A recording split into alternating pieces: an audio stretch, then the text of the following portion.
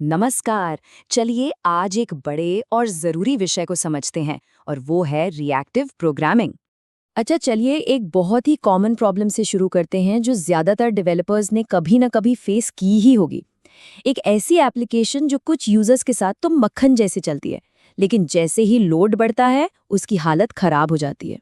तो ये जो स्लोडाउन है ये अचानक नहीं होता। इसकी जड़ असल में रिक्वेस्ट को हैंडल करने के एक पुराने और कह सकते हैं कि इनएफिशिएंट तरीके में छिपी होती है। तो ठीक है, चलिए इस समस्या की जड़ में उतरते हैं। हम इसे कह रहे हैं थ्रेड पर रिक्वेस्ट का जाल। देखते हैं ये क्या है। यहाँ पर फर्क एकदम साफ है। देखिए, पुराना तरीका क्या करता है, वो हर एक रिक्वेस्ट के लिए एक थ्रेड को पकड़कर बैठ जाता है, उसे पूरी तरह से ब्लॉक कर देता है। और नया तरीका वो बिल्कुल अलग है। कुछ ही थ्रेड्स बिना रुके एक साथ कई रिक्वेस्ट मैनेज करते हैं, बिल्कुल एक मल्टी लेन हाईवे की तरह जहां ट्रैफिक जैम ही नहीं होता। तो मुद्दा ये है कि ये इंतजार करना या जिसे हम ब्लॉकिंग कहते हैं, यही स्केलेबिलिटी का सबसे बड़ा दुश्मन है। लेकिन क्या हो अगर हम ऐसे सिस्टम डिजाइन कर सकें जो कभी इंतजार ही न करें? यहीं से एक नए तरीके की सोच शुरू होती है। तो अगर ब्लॉकिंग ही प्रॉब्लम है तो सोल्यूशन क्या है? बस यहीं पर एंट्री होती है रिएक्टिव पैराडाइमों की। और ये सिर्फ कोड लिखने का कोई नया सिंटैक्स या तरीका नहीं है। नहीं, ये डेटा फ्लो के बारे में सोचने का एक बिल्कुल ही अलग नजरिया है, एक पूरी की पूरी फिलॉसफी है।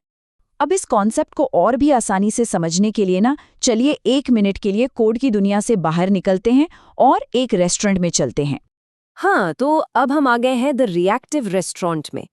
और इस सेक्शन की सबसे खास बात यह है कि ये इस कॉम्प्लेक्स आइडिया को कितना ज्यादा सिंपल बना देता है। तो सिंक्रोनस रेस्टोरेंट में क्या हो रहा है, मालिक ने पहला ऑर्डर लिया, उसे कुक को दिया और बस अब वो वहीं खड़ा इंतजार कर रहा है। वो पूरी तरह से ब्लॉक हो गया है। जब तक खाना बनेगा, वो सर्व करेगा, तभी वो दूसरा ऑर्डर ले पाएगा। नतीजा, बाहर ग्राहकों की लंबी लाइन। अब देखते हैं रिएक्टिव रेस्टोरेंट में। यहाँ मालिक पहला ऑर्डर लेता है और उसे कुक को देकर इंतजार नहीं करता, वो तुरंत दूसरा ऑर्डर लेने चला जाता है। और जैसे ही किचन से आवाज आती है, ऑर्डर रेडी, वो जाकर उसे सर्व कर देता है। ये तो पूरा गेम चेंजर है। मालिक कभी ब्लॉक ही नहीं हुआ और रेस्टोरेंट की एफिशिएंसी जबरदस्त बढ़ गई। तो अब इस कहानी को वापस टेक्नोलॉजी की दुनिया में लाते हैं।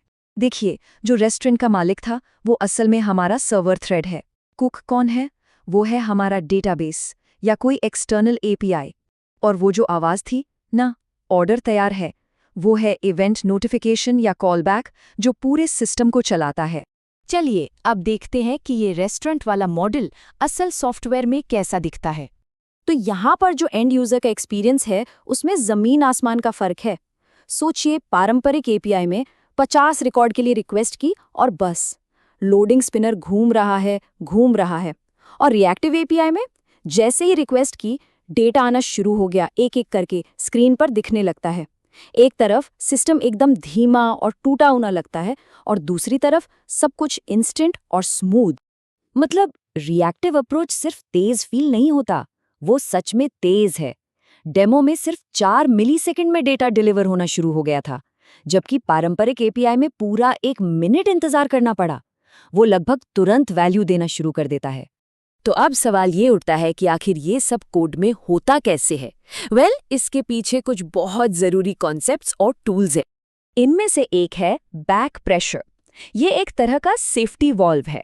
मतलब जो डेटा ले रहा है वो डेटा देने वाले को बोल सकता है कि भाई थोड़ा धीरे हो जाओ, मैं संभाल नहीं पा रहा। हमारे रेस्टोरेंट वाले उदाहरण में ये ऐसा है जैसे मालिक किचन में कहे, रुको, मैं एक बार में 2 ही प्लेटें सजा सकता हूँ। और फिर आते हैं इसके बिल्डिंग ब्लॉक्स, मोनो और फ्लक्स। देखिए, मोनो का मतलब है एक ऐसी स्ट्रीम जिसमें या तो 0 आइटम होगा या बस एक, जैसे किसी यूजर को उसकी आईडी से ढूंढना। और फ्लक्स का मतलब है 0 से लेकर n आइटम्स तक की स्ट्रीम। मतलब इसमें एक के बाद एक कई रिजल्ट्स आ सकते हैं, जैसे सिस्टम के सारे यूजर्स की लिस्ट निकालना। तो कुल मिला के फायदा क्या है? एप्लीकेशन ज्यादा रिस्पॉन्सिव और इंटरैक्टिव बनती हैं, सीपीयू और बाकी रिसोर्सेज का बेहतर इस्तेमाल होता है, कम थ्रेड्स में ज्यादा लोड हैंडल कर पाते हैं, और हाँ, एप्लीकेशन ज्यादा मजबूत और फॉल्ट टॉलरेंट भी बनती है। मतलब फायदे ही फायदे हैं। और ये हमें एक आखिरी सवाल पर लाकर छोड़ता है। अगर एक यूज़र रिक्वेस्ट एक्सट्रीम हो सकती है, तो सोचिए हमारे सिस्टम में और क्या-क्या एक्सट्रीम बन सकता है। रिएक्टिव प्रोग्रामिंग सिर्फ वेब रिक्वेस्ट तक ही सीमित नहीं है। ये एक ऐसा नज़रिया है जो डेटा फ्लो को देखने का हमारा पूरा तरीका बदल सकता है, हर जगह।